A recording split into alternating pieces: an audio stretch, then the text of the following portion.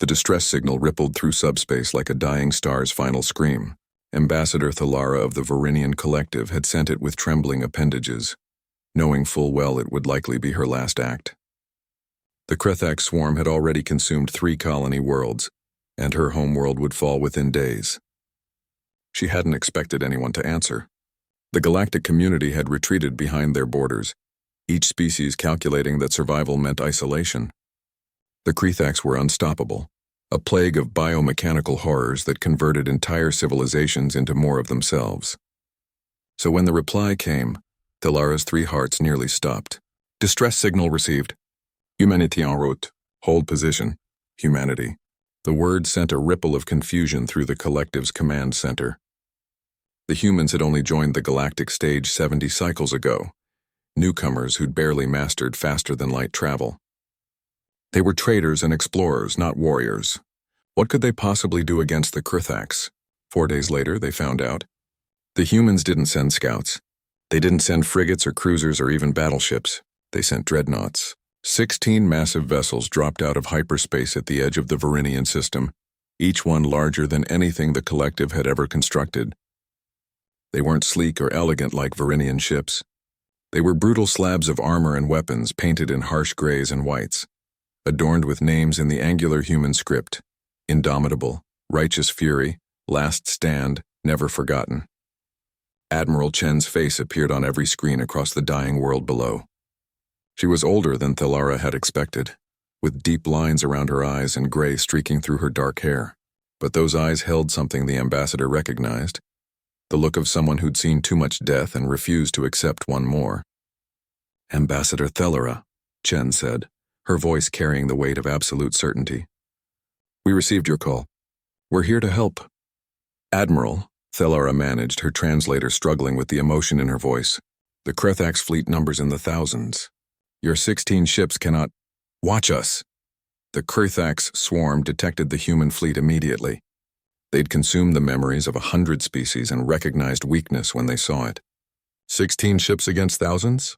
The humans would be assimilated within hours, their technology added to the collective, their biology processed and improved upon.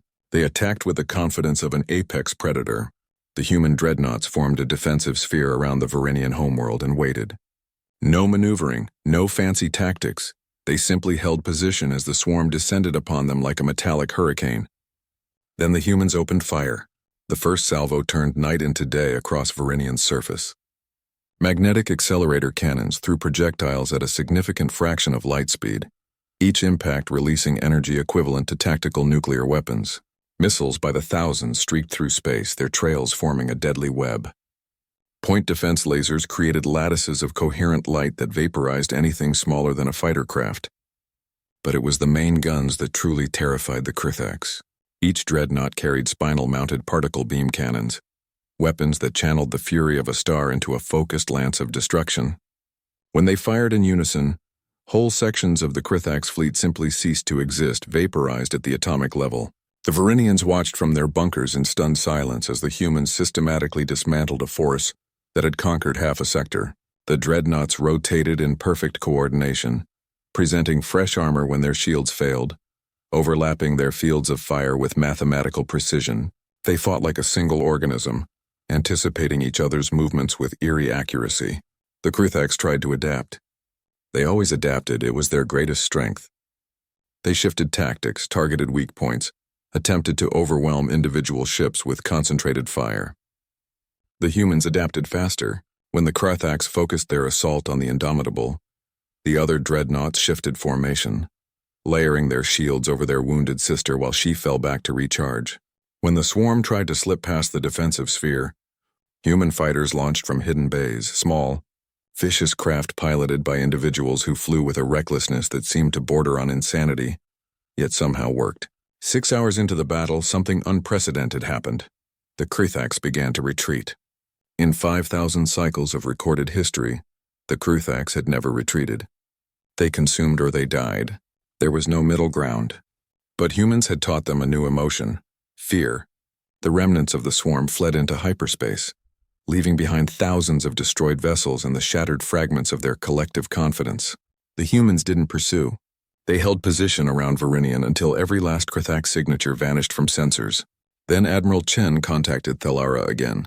The human looked tired now, the adrenaline of battle fading into exhaustion, but her voice remained steady. Ambassador, your world is secure. We'll maintain position for 72 hours to ensure they don't return. After that, we need to move on. Move on? Thalara's voice cracked. Admiral, you've done more than we could have dreamed. Why would you leave? Chen's expression softened, but something hard remained in her eyes. Because we've identified 43 other distress signals in this sector alone. 43 worlds calling for help that no one answered. She paused, and when she spoke again, her words carried the weight of a species-wide oath.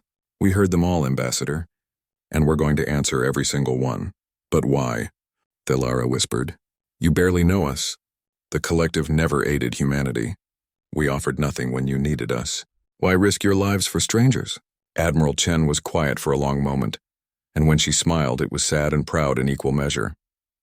Because someone has to, she said simply. Because we remember what it's like to call for help and hear only silence. Because every species deserves a chance to see another sunrise. She straightened in her chair and her voice grew stronger. We're human, Ambassador. When we hear someone screaming in the dark, we don't run away. We grab the biggest guns we can find and we run toward the screaming. The transmission ended, and Thalara watched through tear-blurred eyes as the 16 Dreadnoughts aligned themselves toward the next star system. The next cry for help, the next impossible battle. Humanity had heard the call, and they'd sent Dreadnoughts. Not because they expected gratitude, not because they sought glory or payment or alliance, simply because it was the right thing to do. That night across Vinian's surface, billions looked up at the stars where the human fleet had stood its ground, and they understood something that would echo through the galaxy for generations to come. Humanity didn't just fight to survive. They fought so others could survive too, and that made all the difference.